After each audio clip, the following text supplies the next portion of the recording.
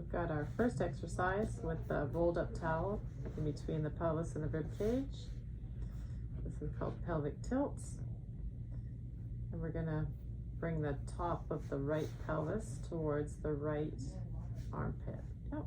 The muscles underneath the hand in the waist are gonna lift that pelvis towards the armpit. And then we're taking the hip away from the armpit. And then you're free to add an exhale with one movement and then the inhale with the opposite movement. And our goal will be to do 10 on each side, keeping in mind quality over quantity. So just doing as many as you feel. I'm still doing them pretty good, as opposed to just going into do them for the sake of doing them.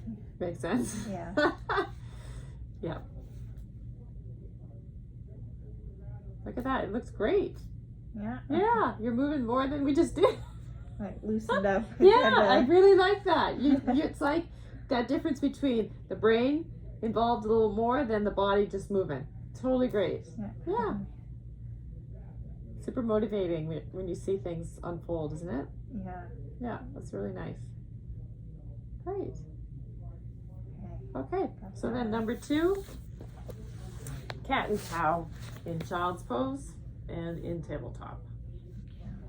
All right. Maybe let's do tabletop first. So we'll start in that position. And then we talked about keeping the rib cage quiet and then moving the pelvis. So we're kind of creating a curve in the low back.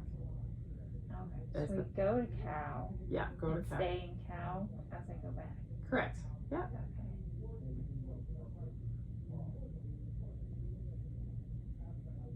Yeah, so the tailbone is going to stay like it's reaching for the ceiling. Yep.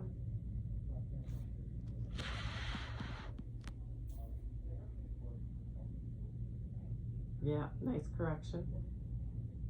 And you can put a pillow between our comfy pillow, and you can even add a second pillow if you want. Like play with what, play with it and see what you like. You can come onto your forearms. You can drop the elbows, and then if that's far enough, you don't have to go any further. If you'd like to go further with the forehead, you can just bend the neck to drop the forehead if you want. If you don't want to, yeah. You could always put a second block or a towel on top of the block if you think that's too much. Okay. Yeah. And then again, enjoying some breath work here by inhaling into the belly and looking for a slight expansion of the pelvic floor as we inhale.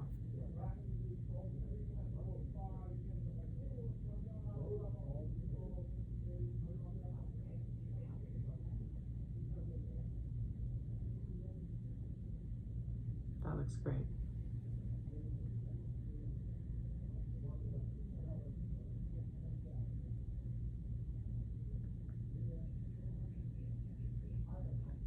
All right, we'll come back into tabletop.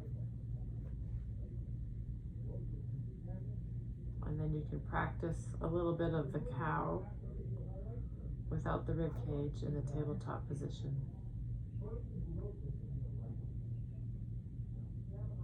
There you go. Yep. And again, just staying in that nice range where there's no discomfort. If you have a chance to do it sideways to a mirror,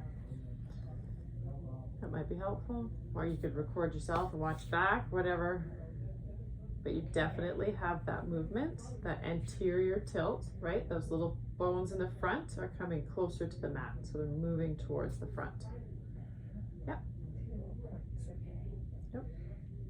You're gonna learn a whole new list of terminology.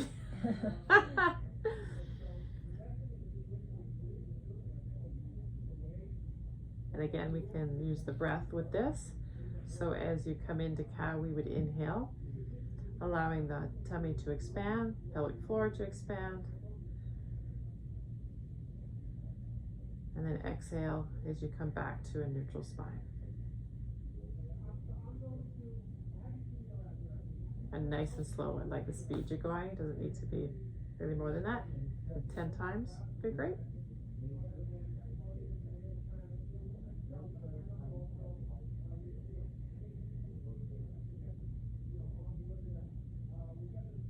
Excellent.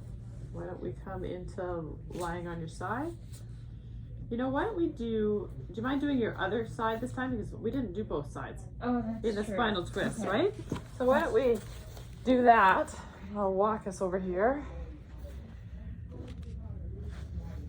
And then we'll have, keep it even.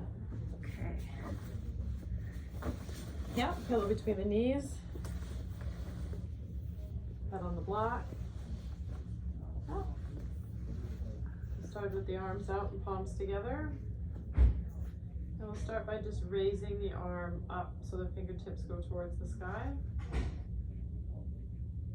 I just like to do that a couple of times before we get started. And ideally, which is exactly what's happening with you, is that the rib cage is stationary, perpendicular to the floor, and the arm is moving independently. Very nice. And then when we come up this time, let's bend the elbow.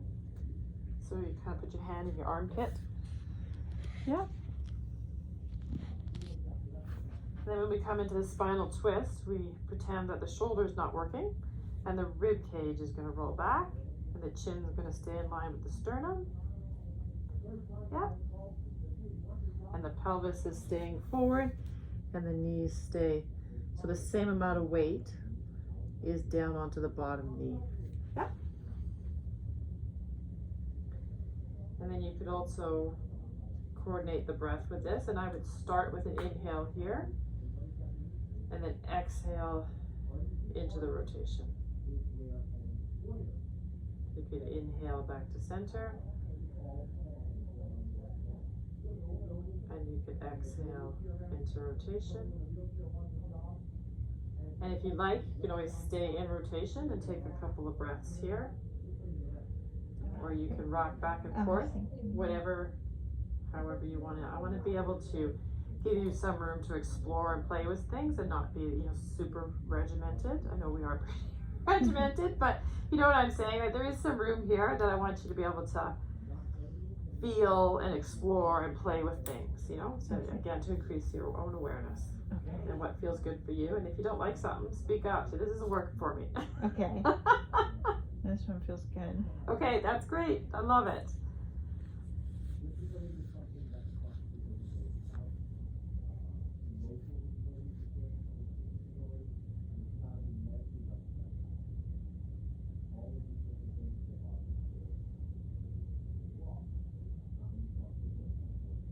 I like how you're keeping your chin over your chest. It's very easy to keep the chin going and the rotation of the spine not going. You look like you're very conscious of the moving together. That's wonderful. Yeah. Oh, nice correction on the hip. I saw it. I'm like, oh. You're like, uh-oh. That side's a little. Yeah, it's tried to go for a ride. Hey there. Yeah.